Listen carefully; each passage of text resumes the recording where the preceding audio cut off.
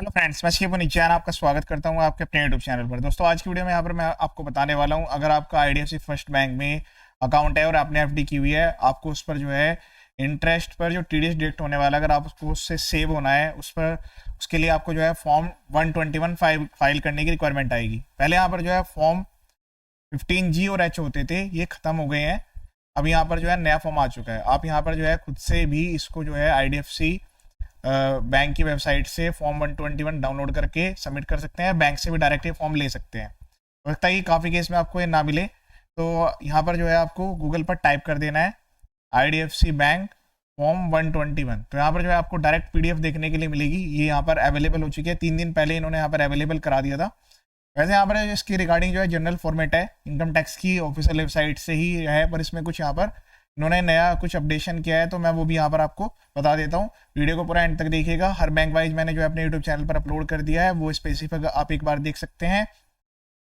अलग अलग बैंकों के जो है कुछ यहाँ पर जो है उन्होंने अपनी तरफ से कुछ चीज़ें इंक्लूड किया, बाकी जो फॉर्मेट है वो तो जनरल ही है। तो सबसे पहले मैं इस फॉर्म को डाउनलोड कर लेता हूँ, और आपको भी डाउनलोड कर लेना है, प्रिंट आउट निकाल कर डिटेल्स भर के सबमिट कर देना है बैंक में, ताकि आपका जो है फर्दर कोई भी टीडीएस डिडक्ट ना हो। ध्यान रहे, अगर आप एलिजिबल है तभी आप ये फॉर्म भरना है, अदरवाइज मत भरिएगा, वरना यहाँ पर जो है पेनल्टी प्रोसिक्यूशन के भी यहाँ पर प्रोविजंस हैं।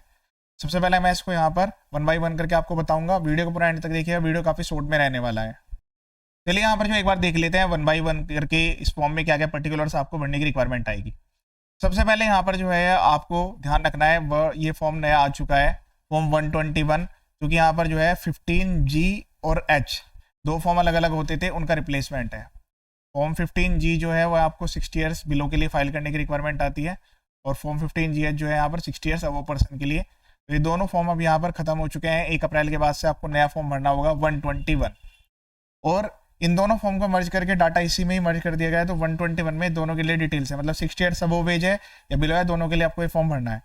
सबसे पहले आपको यहाँ पर जो है जब आपका बैंक अकाउंट ओपन होता है तो आपको एक यूनिक आईडी दी जाती है, तो यहाँ पर जो आपको अपनी कस्टमर आईडी को मेंशन करने की रिक्वायरमेंट आएगी। कुछ बैंकों में क्या है कि स्पेशल उन्होंने इसके लिए स्पेसिफिक कॉलम दे दिया है, लेकिन कुछ में क्या है कि कस्टमर आईडी के लिए कॉलम नहीं प्रोवाइड किया गया, तो यहाँ पर जो है कस्टमर आईडी मेंशन कर दीजिएगा। दैन उसके बाद यहाँ पर जो है पार्ट ए आपको फिल आउट करना है।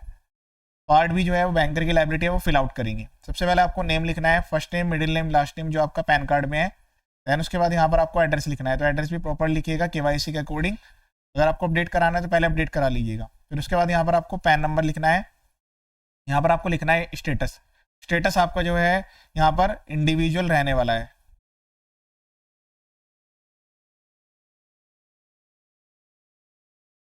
अगर किसी अदर एंटिटी के लिए आप फाइल कर रहे हैं तो फिर यहाँ पर वो आपको लिखना है। मैं आपको इंडिविजुअल पर्सन के लिए बता रहा हूँ। उसके बाद यहाँ पर जो है आपको रेजिडेंशियल स्टेटस लिखना है। तो यहाँ पर ये 3 टाइप का हो सकता है, रेजिडेंट, नॉन रेजिडेंट और resident but not ordinary resident. तो वो आपको अपने अकॉर्डिंग चेक करना होगा। फिर आपसे यहाँ पर क्वेश्चन पूछा जाएगा कि आपकी एज यहाँ पर जो है 60 ईयर्स अबोव है या बिलो है। अगर 60 ईयर्स अबोव एज है, यस करेंगे, अदरवाइज यहाँ पर जो है नो सेलेक्ट करेंगे। यस के केस में क्या है कि आपको जो है यहाँ पर हायर लिमिट मिलेगी, क्योंकि maximum amount not chargeable to tax यहाँ पर एप्लीकेबल नहीं है। न्यू टैक्स रिजीम में 60 ईयर्स अबोव वाले पर्सन के लिए 12 लाख रुपए तक कोई टैक्स नहीं है, और ओल्ड में अगर फाइल करते हैं तो 5 लाख रुपए तक कोई टैक्स नहीं है। ठीक है, यहाँ पर आपको इस लिमिट का भी ध्यान रखना होगा। फिर उसके बाद यहाँ पर जो है अगर, और ये जो ऑप्शन है यहाँ पर रेजिडेंट इंडिविजुअल को मिलेगा, रेजिडेंट इंडिविजुअल 60 ईयर्स अबोव। अगर एज यहाँ पर आपकी बिलो है 60 ईयर्स, तो फिर आपको maximum amount not chargeable to tax, क्योंकि यहाँ पर न्यू टैक्स रिजीम में जो है 4 लाख रुपीज़ है, और ओल्ड टैक्स रिजीम में जो है वो 2.5 लाख रुपीज़ है। ये आपकी टोटल इनकम की यहाँ पर बात हो रही है। फिर उसके बाद यहाँ पर आपको अपनी ईमेल आईडी मेंशन कर देनी है जो बैंक रिकॉर्ड्स में है। फिर उसके बाद यहाँ पर जो है कंट्री कोड, तो इंडिया के लिए 91, देन उसके बाद मोबाइल नंबर लिखेंगे। टैक्स ईयर आपका यहाँ पर जो है 27 आएगा।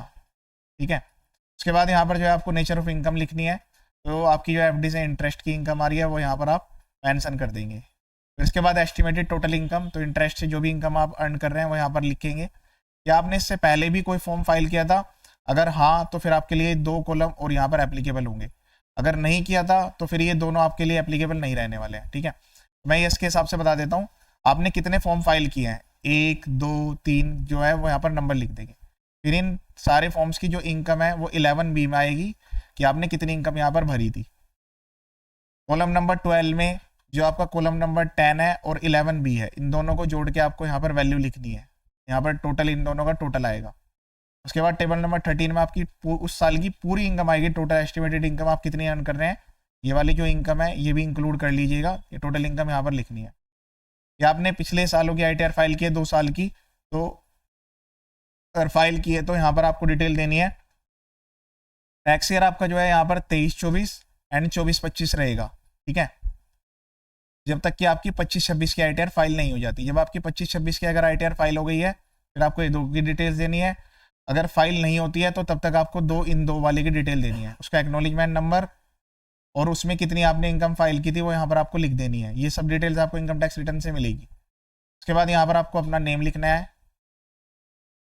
यहाँ पर आपको अपना पैन नंबर लिख देना है।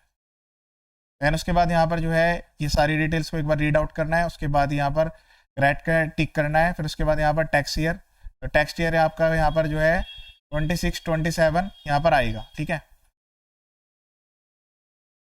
और यहाँ पर भी आपका 26-27 ही रहने वाला है। इसमें नीचे नोट दिए गए हैं 1 से लेकर 14 तक, वो रीड कर लीजिएगा। वैसे मैंने सारे पॉइंट्स यहाँ पर कवर कर लिए हैं। कोई भी डिक्लेरेशन आपको गलत नहीं देनी, अगर गलत देते हैं तो ये प्रोविजंस हैं, ये आपको हैवी यहाँ पर जो है पेनल्टी प्रोविजंस हो सकते हैं। सिग्नेचर, नेम, प्लेस, डेट, ये सब चीज़ें आपको यहाँ पर मेंशन करने की रिक्वायरमेंट आएगी। उसके बाद इसका पार्ट भी जो है वो यहाँ पर बैंकर्स के लिए है, बैंक अपने आप फिल करेगा। बेसिक डिटेल्स यहाँ पर कुछ तो ऑटोमेटिकली भी फिल्ड आ रही है, यहाँ पर ये डिटेल्स तो यहाँ तक की कंप्लीट की गई है। उसके बाद ये डिटेल्स जो है वो बैंक वाले ही आपने जो ऊपर डिटेल्स दिया है उसके हिसाब से यहाँ पर फाइल करेंगे, ठीक है। उसके बाद यहाँ पर जो है बैंकर्स के द्वारा डिक्लेरेशन सबमिट होगी। कुछ डिटेल्स यहाँ पर जो जैसे कि मैंने बताया आपको पॉइंट नंबर 1 से लेकर और 14 तक पहले रीड आउट कर लीजिएगा, फिर उसके बाद इस फॉर्म को फाइल करिएगा। मैंने कंप्लीट फॉर्म का ओवरव्यू आपको दे दिया है, सही तरीके से अगर आप एलिजिबल है तभी भरे, अदरवाइज अगर आपका TDS डिडक्ट हो जाता है बाद में आप इनकम टैक्स रिटर्न फाइल करके भी रिफंड ले सकते हैं, लेकिन गलत डिक्लेरेशन आपको नहीं देनी है। लेटेस्ट वीडियो इसके अलावा मेरे यूट्यूब चैनल पर बाकी इधर वीडियोज भी अवेलेबल है, वो भी आप एक बार देख सकते हैं। चैनल का पर्पज फुली एजुकेशनल है और अभी कुछ बैंकों के फॉर्म्स यहाँ पर नहीं आए, जैसे अवेलेबल होंगे उनके रिगार्डिंग में सेपरेट वीडियो अपलोड कर दूंगा, वो भी आप एक बार देख सकते हैं। ये वीडियो देखने के लिए थैंक यू सो मच।